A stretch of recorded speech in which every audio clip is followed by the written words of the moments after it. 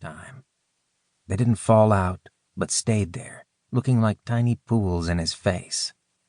Michael said nothing, just felt his heart fold in on itself like some kind of car being crushed in a junkyard. And now she was dead. His dad didn't lie. Michael hadn't seen his father since they got back to the house.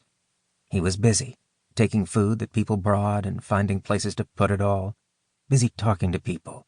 Busy being a host. There were a lot of people in the house, all of them holding plates of food and talking quietly. Michael tried not to look at any of them because he didn't like what he saw in their eyes. Pity. Not empathy. Not necessarily sadness, but pity, because he didn't have a mom anymore. He just wished they would all leave so that he and his dad could be alone.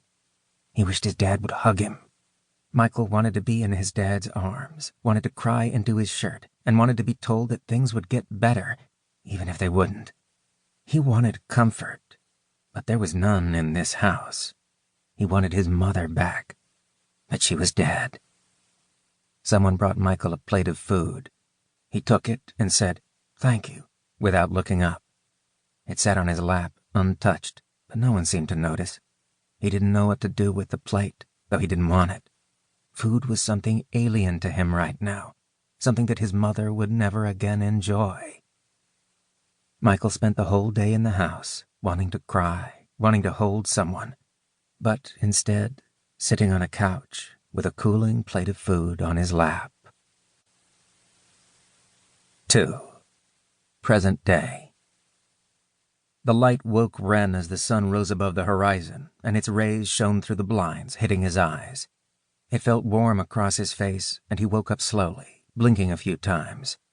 The television was on in front of him, though the sound muted.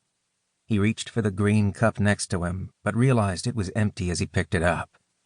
He hadn't drank anything last night. And then it all came back to him. Wren didn't straighten up in his recliner, but his brain started revving. The man that had come to the door looking for Michael. He would have shot Wren dead right there on his stoop if the neighbor hadn't come outside. Michael, was he here? Wren stood up, noticing that his head wasn't reeling like it usually did when he tried to stand up so quick early in the morning. "Funny how that works, isn't it?" Linda said. He ignored her. There wasn't time for chit-chat right now. He walked back to Michael's room, his legs steady beneath him. He didn't bother knocking, just opened the door and saw the empty bed before him. Michael wasn't back. He'd been gone all night, and somehow Wren had fallen asleep instead of going out and looking for him. He hadn't even gotten drunk, just fell asleep. He stared at his son's bed, not knowing what to do. When was the last time Michael had stayed out like this without telling him? Did he even know? Had it ever mattered before? Wren went back to the living room and picked up the portable phone before heading to the kitchen. He looked at the refrigerator and found Thera's number on it. The number had hung on this fridge for a long time, and Wren had never come over here to look at it.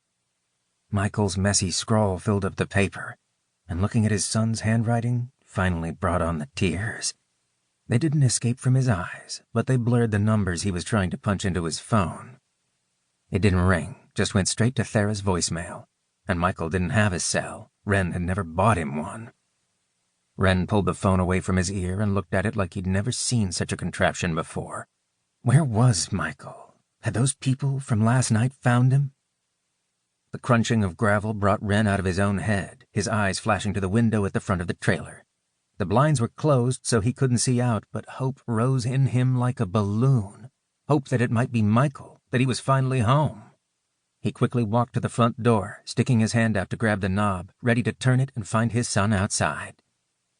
Wren stopped with his hand touching the cold metal of the knob. Other cars could make that same noise running across gravel. It didn't have to be Michael or one of his friends dropping him off. It could be anyone. It could be the man from last night, and if Wren just opened the door with arms wide, he could end up in a lot of pain. Wren sidestepped over to the window, sticking his finger in between the blinds and pulling it down less than half an inch. A gray car sat outside, one that Wren had never seen before, and the man stepping from it wasn't Michael, wasn't one of Michael's friends.